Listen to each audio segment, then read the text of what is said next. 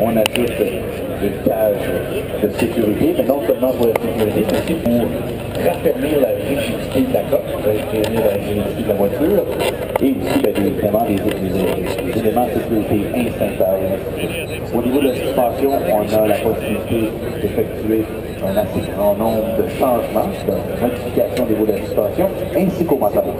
Dans la catégorie Touring, alors qu'on indique au bout d'1 minute à faire avant le départ du tour de chauffe, 1 minute to go before the warm-up lap. Dans la catégorie Touring, on a un peu la même latitude au niveau des ajustements, au niveau de la construction de la voiture, au niveau de la coque, au niveau des suspensions. Cependant, on est très limité sur les modifications possibles au niveau du moteur. L'objectif étant d'avoir un bon compromis entre la performance et un coût d'opération raisonnable, une construction de voiture raisonnable. Et cette année, la nouvelle classe, la catégorie B-Spec, et ça, ce sont des voitures de rue qui sont à toute époque modifiées, dans laquelle on ajoute des éléments de sécurité, et ça fait partie d'une réglementation à l'échelle nord-américaine, où on a des manufacturiers automobiles, en fait, ces particuliers, qui se sont entendus entre eux. On pense à Honda avec la FIC, avec Mazda avec la Mazda 2, et Mini avec la Mini Cooper, alors laquelle il y a des règlements qui se doivent être respectés, qui sont très limités, et ça donne des courses qui sont très intéressantes. Et de façon intéressante, jusqu'à maintenant, il y a eu une course à Montfort il y a quelques semaines. On a eu une course engardée en cette classe B-Spec. Ils sont quand même beaucoup plus lentes que les nouveaux voitures. Mais n'empêche qu'à grâce à eux, ça fait plus que des plus lentes. Donc voilà, c'est parti pour le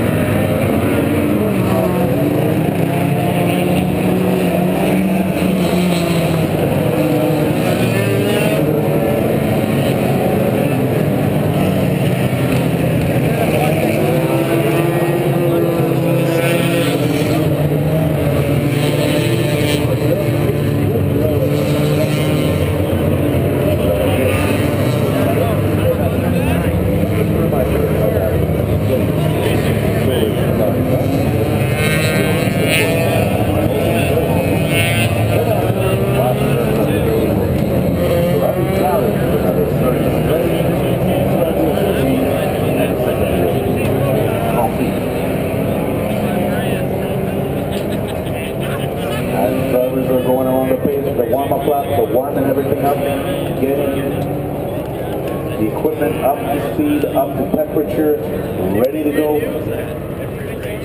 Take the start of this 30-minute race. Les pilotes qui sont en préparation pour cette épreuve dans le tour de chauffe. On réchauffe les pneus. Les pneus sont des pneus lisses, des pneus slick Continental. Ça, c'est une nouveauté de l'année dernière à l'intérieur de cette série où on a des pneus lisses, des pneus slick.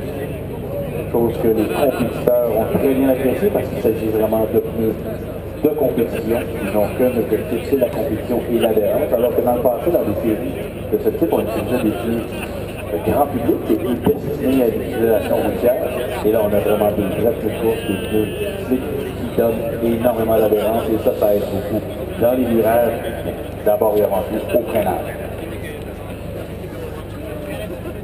Évidemment, en parlant des pneus, vous voyez les voitures, là, ceux qui n'ont pas l'habitude des Grands Prix et des courses, quand vous les voyez comme ça, tourner de gauche à droite, c'est pour faire monter la température pneumatique. Et plusieurs de ces voitures sont des tractions avant, et ça, c'est toujours un challenge sur une voiture de traction avant, c'est de faire monter la température des pneus arrière pour que dans les 2-3 premiers virages, on ne se retrouve pas avec une voiture qui déraperait de façon indue de l'arrière et qui nous permet de faire de contrôle en plein milieu d'un peloton. Nous avons quand même un peloton de 35 voitures, et ça, c'est toujours un peu le challenge avec une voiture de traction avant, à faire monter en température les pneus arrière. Voilà, derrière la voiture de sécurité. Le pare-brise. C'est Génie Odette qui sera en pôle. C'est son privilège de PCBT lors de la qualification de décider à quel moment il accélérera. suite à l'approche du drapeau vert. À ses côtés, la voiture numéro 66 de Gary Walk, qui s'est qualifié quand même avec une seconde d'écart. En deuxième ligne, 96 de Marc-Antoine Caméran, Charles Walk de la voiture numéro 9. En troisième ligne, on retrouve le 14 Sasha Addis et la voiture 41 de Scott Nicole. C'est à la sécurité qui est entrée dans les buts. Séance de qualification hier sur André qui s'est déroulée tout à coup. Oui, tout à fait. Alors, le commissaire qui regarde la formation, et tout simplement le drapeau vert.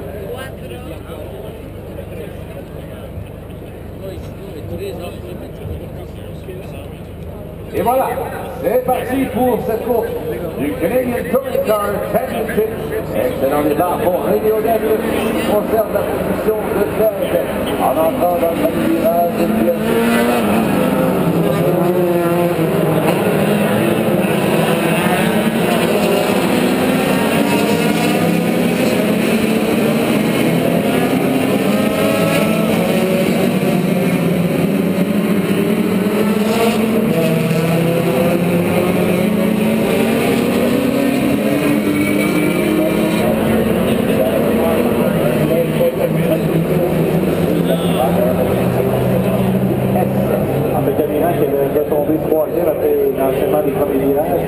vient de reprendre la deuxième position dans le virage numéro 5. Et là, il y a une grande camarade à l'arrière. Les dépassements, bien sûr, le bon temps d'assurer son sort parmi le top 10. On la voiture, toutes les voitures de la catégorie super. Jocelyn Hébert, lui, partait en pôle du côté touring, a maintenu sa première position. Il est 11e au total. Quelques voitures dans le gazon au virage numéro 9, au virage numéro 8. On pouvait s'y attendre. Il y a l'épingle, alors qu'on drapeau jaune généralisé, la voiture de tête qui s'était lancée. Donc on neutralise l'épreuve. Ah, parce qu'il y a une voiture au bout de la ligne droite avec Casino qui est arrêtée. Impossible de savoir laquelle, sauf safety car on track. Race has been neutralized to push that car that's in a really bad spot after the fastest part of the circuit. You do not want to have a car stop there, and the pace car will pick up the leader as they come across start finish line. While we move away the car that was in the way.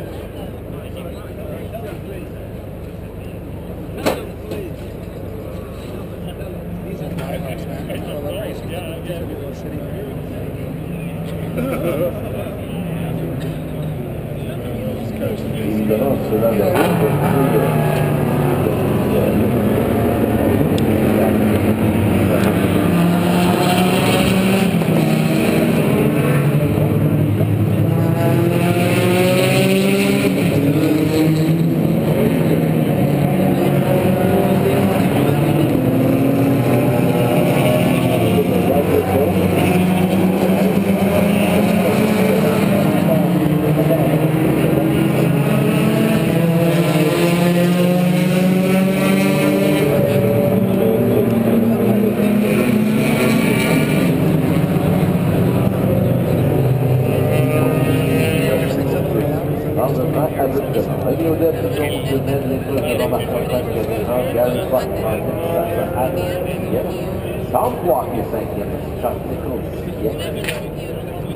dans la catégorie touring, je suis maintenant à la Laudière avec le tandem qui vont se mélanger. Je viens à la voiture 45, c'est la voiture 25. C'est les places au plus actifs. 10e et 12e. Maillot vert au volant de la Mini orange numéro 45, la Mini John Cooperworth, alors que Jacques Bélanger est au volant du 29 Philippe.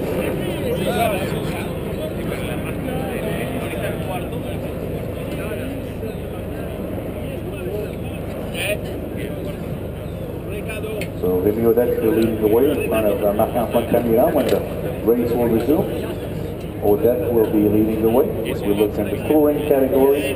Alain Laudière in car number 45, the bright orange Mini Cooper John Cooperworth leading the way. 11th overall, followed in 12th position overall, but second place in touring by the Honda Civic SI of Jacques Bélanger, car number 29. And in third place in that touring category, we find car number 84 of David Sharp, another Honda Civic SI, which is 60 overall, donc en troisième position dans la catégorie touring. C'est la voiture numéro 84 de Damon Sharp, une autre Honda Civic SI. On dirait qu'on complétera à tout le moins un autre tour avant de relancer l'épreuve.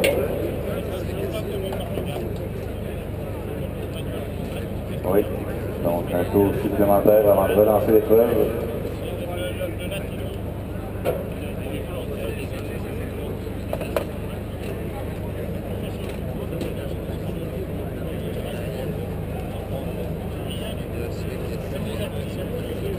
We'll complete one more lap as we're indicating the drivers that next time round they will get the signal to go racing.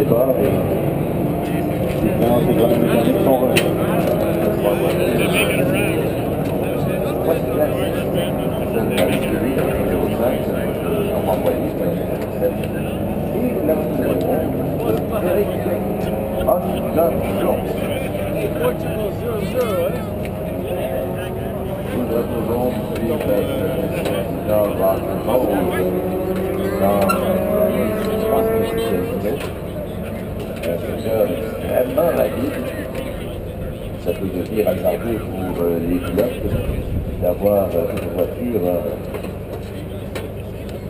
même le long du mur.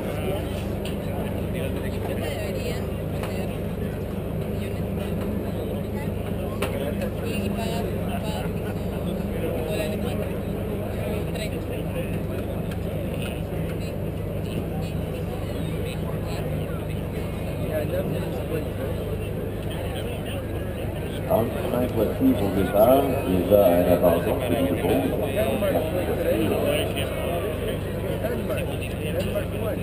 Toujours en piste.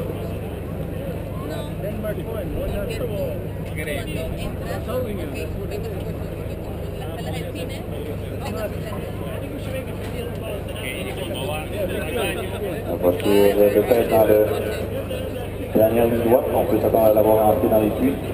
Du côté de Normand Boyer, ça semble terminé. Il est déjà sorti de la voiture. Malheureusement, c'en est fait de son épreuve. So Normand Boyer, car number 7, is out of the race as the pace car looks like it's pulling in. The lights are off. Pace car pulling in. Let's see how Rémi Audette restarts this race. Alors, Rémi Audette relance l'épreuve. Et le verre est nettoyé, Audette en tête de Marc-Antoine Camira à sa poursuite. La voiture numéro 12 de Audette a maintenant 7 dixièmes d'avance de Camira en 3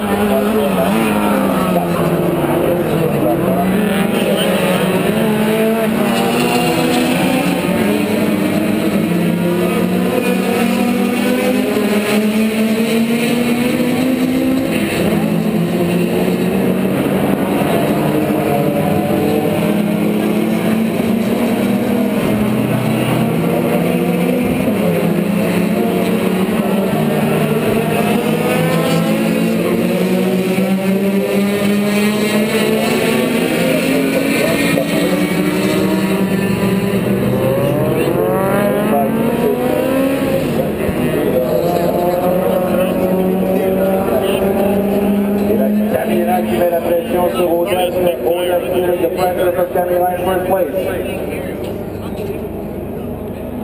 également derrière entre Saranis et Gary Quark.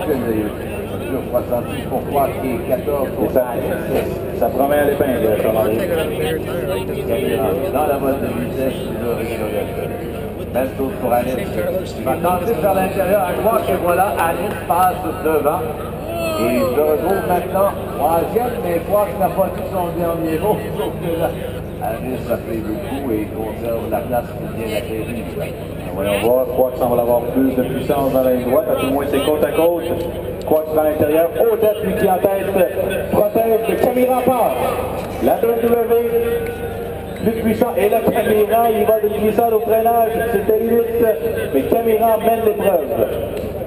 Marc-Antoine Camira s'empare des commandes de cette course en Canadian Touring Car Championship. Le CTCC, Camira maintenant 10 secondes d'avance sur Odette en traversant la ligne des départs.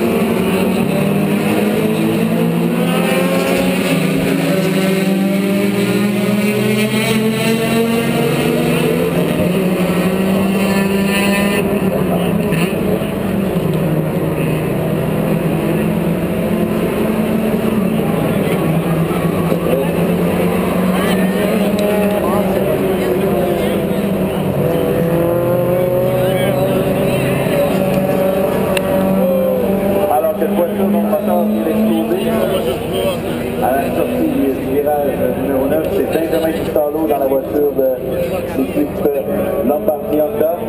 Et là, ça a sauté fort. Carlo pour se terminer.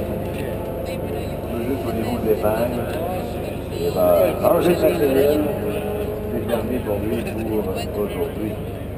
Carlo était en 7e position lorsque le moteur a rendu l'âme. Et c'est ce qu'on appelle rendre l'âme.